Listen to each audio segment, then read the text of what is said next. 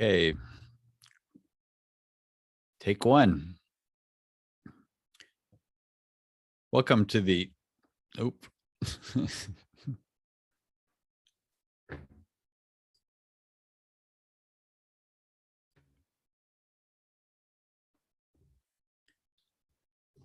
Okay, take two. Welcome to the,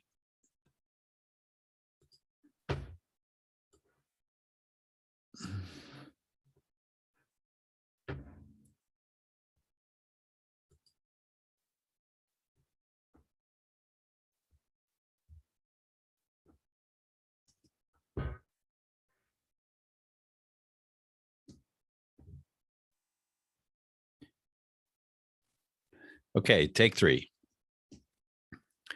Welcome to the Courageous Recovery broadcast. I'm your host, Randy Mortensen. This is a weekly 20 to 25 minute program where we provide answers for your I don't know how. Whether you're dealing with recovery issues, emotions from a loss, or maybe life has just thrown you one more curveball than you were expecting, it's so glad to have you here.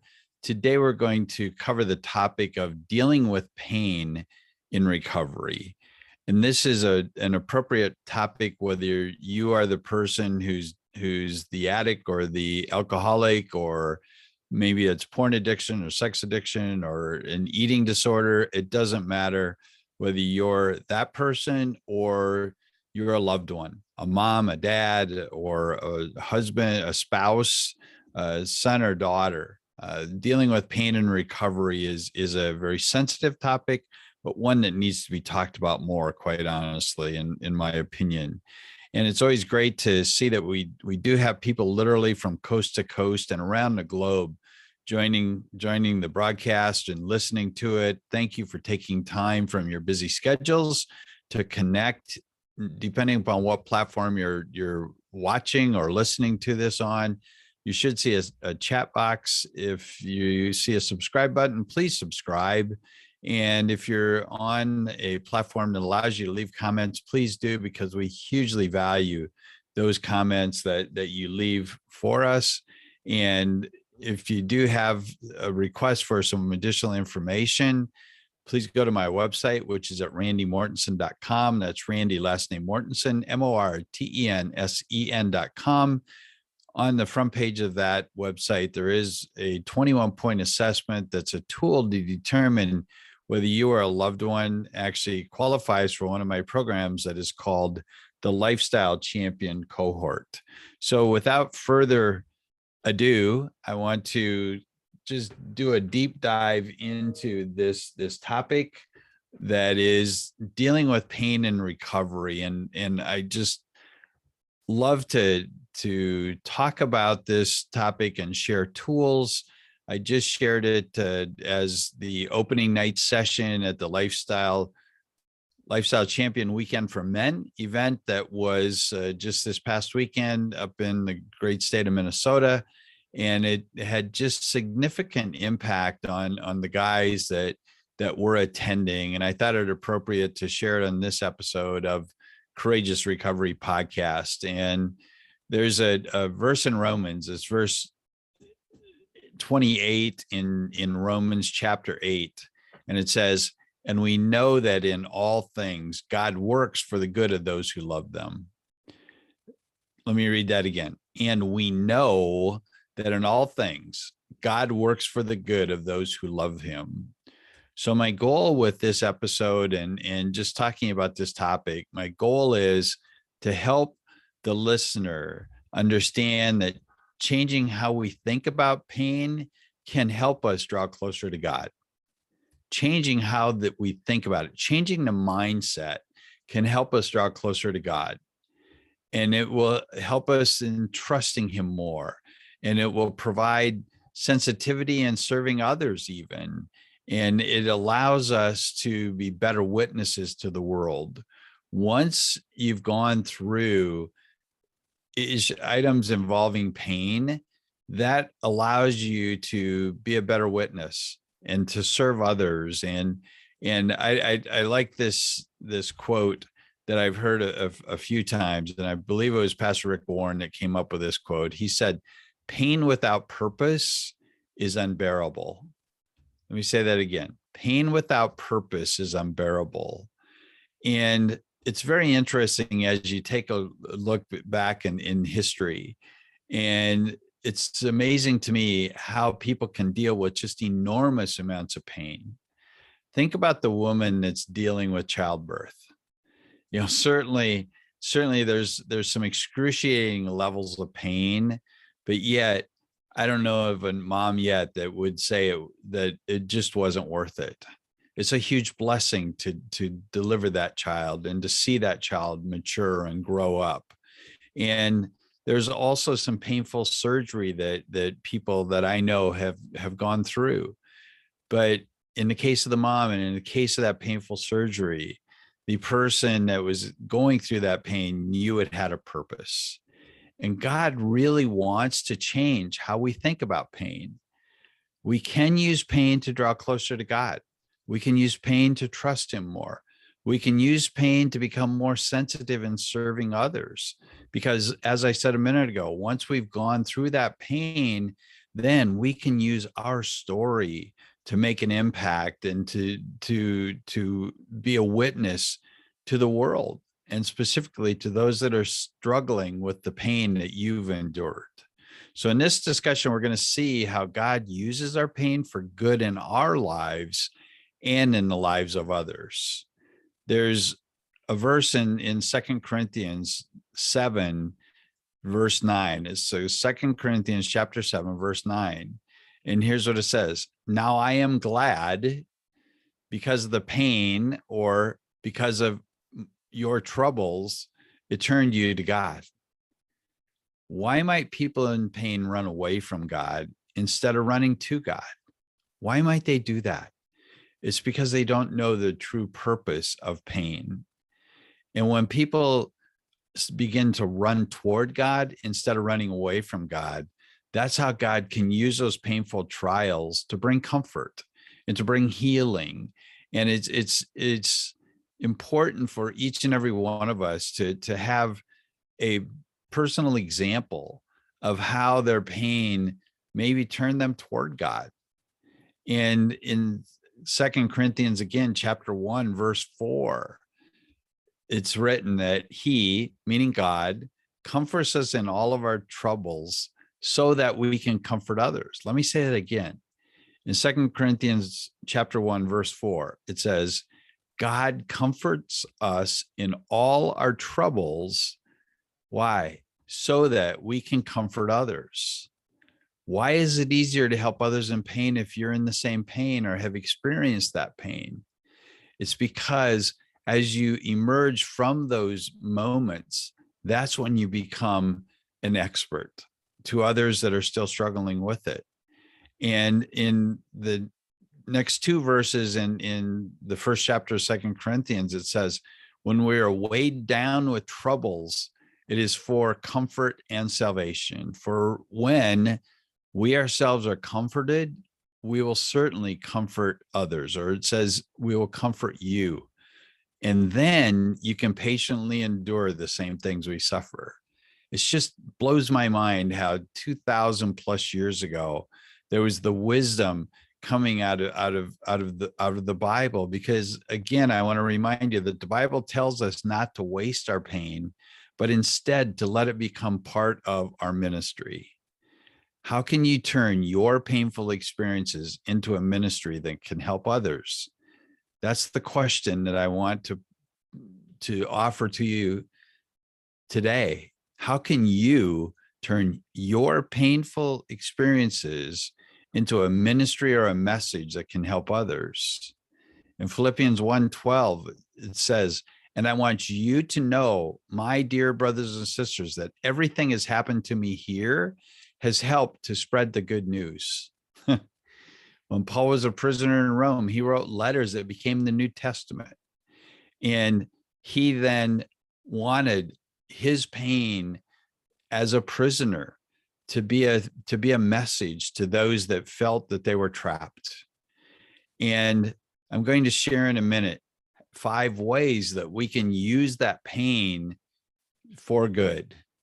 And Jesus' greatest witness of God's love was his suffering that day on the cross, or just those days leading up to the day on the cross of the crucifixion. So another question that I have for you is, how might your reactions to sufferings and adversities influence others? How might your misery become a message that helps others, that allows others to heal and to be set free? How might you learn to be obedient in sharing and growing in your character, that your struggles will become a powerful message that will help others to heal? And another verse that I just love that really is applicable to this topic is in Ecclesiastes. In chapter 2, verses 22 and 23, it says, so what do people get for all their hard work and struggles here on earth? Their entire life is filled with pain, and their work is unbearable. Even at night, their minds don't rest. It all seems so pointless. But yet, if you read a few more verses down in chapter 2 of Ecclesiastes, it says, this is the reward. These are the rewards. And it goes on to list the fruits that come about from their hard work and their struggles here on earth. And back to that verse in Romans, we know that in all things, God works for the good of those who love him, who have been called according to his purposes. Have you gone through all of this for nothing? Was written in Galatians 3:4. Have you gone through all of this for nothing? No. I'm going to talk here in a minute about 5 ways to use your pain for good in your life and in the life of others. And in Galatians 3:4, it says, have you gone through all of this for nothing? Is it all really for nothing? Or the questions that were in the 3rd chapter of Galatians. And it goes on to expand as to the reason why it absolutely was not for nothing at all. And so as we look at the 5 ways to use your pain for good in your life, again, whether you're that person struggling with a compulsive and destructive behavior, or maybe you're that loved one who's got seemingly insurmountable pain because you're watching, that guy or gal that you love so deeply, you're watching their pain, and you in turn take on the pain and wonder, can it really get any worse? And then it does. Or you wonder, is there any hope for him? Or is there any way out for her? And I want to just share with you the 5 ways that you can use your pain for good in your life, and you can share your struggles with others and use your pain to guide them down a more wholesome path. So the first way that you can use your pain is you can use that pain to draw closer to God and trust him more. Use pain to draw closer to God and to trust him more. And again, in 2 Corinthians chapter 1, verses 8 through 10, it says, we were crushed and overwhelmed and saw how powerless we were to help ourselves. We knew how powerless we were to help ourselves, but that was good. For then we put everything into the hands of God, who alone could save us. And he did help us. And then in the 7th chapter of 2 Corinthians, verse 9, it says, I'm glad, not because of your troubles, not because your troubles hurt you, but because the pain turned you to God. So we can use that pain to draw closer to God and to trust him more. And then the second way we can use pain is to draw closer to others in fellowship. So we can use pain to draw closer to others in our community, or to draw closer to others in our church, or in as it says, it talks about in Galatians, to draw closer to others in fellowship, because by helping each other in your troubles, you truly obey the law of Christ. I love those words. By helping each other with your troubles, you truly obey the law of Christ. So the first was use pain to draw closer to God and trust him more. The second way you can use your pain is to draw closer to others in fellowship. The third way you can use your pain is to grow deeper like Jesus. And this is where discipleship really comes into play. You can use your pain to become a disciple first, but then you can use your pain to grow deeper like Jesus and to disciple others because of your spiritual growth and because of the tools now that you have. So sometimes it takes a painful experience to make us change our ways. It just very well might take a pain of some sort to grow deeper in your walk or to draw you toward the faith that you've not really understood in the past. So use pain to grow deeper like Jesus to really take you more down that path of discipleship. And then as we look at what Paul's testimony of pain was all about, Paul talked again in 2 Corinthians about never becoming discouraged. And Paul would say, even though our physical being is gradually decaying, our spiritual being is being renewed day by day. Even though our physical bodies are getting older, maybe some are becoming more weak, our spiritual being is renewed on a daily basis. And the temporary troubles that we're suffering or that we're facing will bring us tremendous and eternal glory. And they are by far greater than the troubles that we're going through. When we fix our attention, not only on things that are seen, but on things that are unseen, that's where glory comes into focus. And what can be seen lasts only for a lifetime, but what cannot be seen lasts forever or lasts for eternity. So using pain to grow deeper like Jesus and growing in discipleship has amazing rewards for each and every one of us as fully devoted followers of Christ.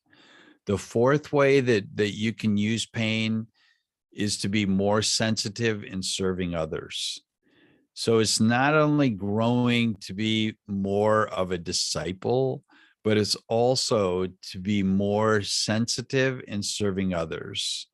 Because God comforts us in all of our troubles. Why? So that we can comfort others. And then when others are troubled, we can say, I know how you feel. I went through the same thing. I felt the same way. But here's what I experienced, and here's who I am today. And as people see us as a witness, that as we're going through our suffering, and as they see God showering us with his comfort, that's when we become free of being weighed down from those troubles. And it's going to be that benefit that we gain. And it's going to be the witness that we show of God comforting us that is going to draw others close to him. They're going to say, how are you doing this? How are you getting through all of the problems that you have? Well, folks, what that's doing is it's showing you how you can be an encouragement to others.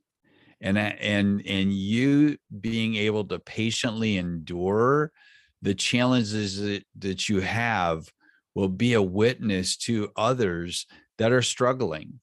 And when you're more sensitive to serving others, that's when you can patiently endure your challenges, but also you're more sensitive in serving others. So the first was use pain to draw closer to God and to trust him more. The second way to use pain is to draw closer to others in fellowship. The third is to use pain to grow deeper, like Jesus, to become more engaged in discipleship. And then the fourth way to use pain is to use that pain to become more sensitive in serving others. And then the fifth way to use pain is to be a witness to the world. And I touched on this in point number 4, but being a witness to the world, to share the good news of Jesus Christ to the world. Think about Paul, the Apostle Paul. He was put in prison, and he said, even though I am in prison, I want you to know, dear brothers and sisters, that everything that has happened to me here has helped to spread the good news. He wrote that in Philippians 1, verse 12. He said, I want you to know, dear brothers and sisters, that everything that has happened to me has helped spread the good news. And in everything that we do, we try to show that we are true servants of God. And there's no better time to do that when others are witnessing the way that you're going about life, despite the pain that you're in, or despite the suffering and the hardship and the troubles that you've endured. So I want to encourage you to just remember the thoughts of, don't waste your pain. Don't waste your pain. And take time to write down, get alone, spend some quiet time, and write down the 4 most painful moments in your life. What are the 4 most painful moments in your life? And then write down the names of people that you know who are going through those pains now. So the people that are going through the pain that you've been through in the past, I want you to be bold and reach out to those 4 people, or however many people there are that are on your list, and share the truth with them that this pain isn't forever. This pain is something that they can get through when they put their faith into the same God that you have. And folks, the feeling of freedom, of being set free from the trials and the pain and whatever they're enduring is something that clearly only God can save them from, and only God can use that pain in ways that their story can become a testimony in the future.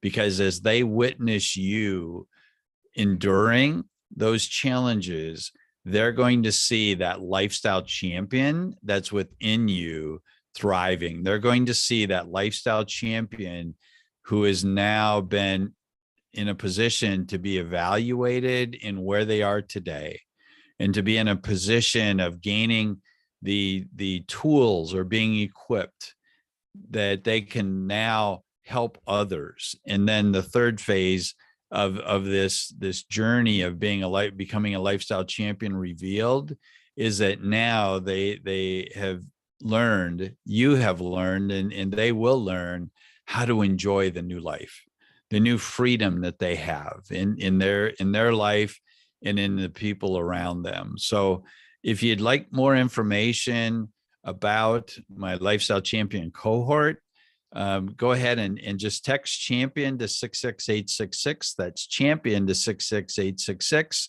Myself or my assistant Ludia will be quick to get you additional information on the Lifestyle Champion cohort. And then I want to remind all of the men in this listening audience that we do have another Lifestyle Champion weekend for men coming up in Central Florida the first weekend in February. It's February 4th, 5th, and 6th at the Canterbury Conference Center in Oviedo, Florida. For more information on that, you can go to lifestylechampion.org. It's www.lifestylechampion.org. And there is a significant amount of information there about the weekend retreat. I can tell you, we just finished last weekend the retreat for men, in Minnesota, and there were some radical changes in people's lives, in men's lives that are there. What I want to remind you of is that there are millions of men around the world, literally looking to reconnect to God and their loved ones, and they're curious as to how they can do that, and how their neighbors or how their coworkers have this unending hope and grace. Well, it's the weekend for men that will give you some tools that will equip you and show you how to learn to experience God's power in your health, your family, and your professional life. And the weekends are really known as a way for your spirituality to be awakened. So there will be speakers to be announced here in the next few days as far as who's going to be at that event the first weekend in February, but go to lifestylechampion.org for more information and to reserve your spot. So as we wrap up this session, I hope these words have been inspiring to you. I hope that you found some beneficial nuggets of information here. If you know someone who's struggling today, or maybe you're that person who's battling a compulsive and destructive behavior, please don't wait another day to seek help. Reach out to me by texting champion to 66866 or call my office number, which is 321-757-HOPE. Again, that's 321-757-HOPE, or call someone you know and trust, because those who are dying today are husbands, wives, sons, and daughters of people who love them. Today's the day. Please don't wait another day to seek help. I hope you found this information helpful today. You can look for the replay of this to be available on the usual podcast online outlets like Buzzsprout, Apple Podcasts, Google Podcasts, and many, many others. Have a blessed day and be extraordinary today.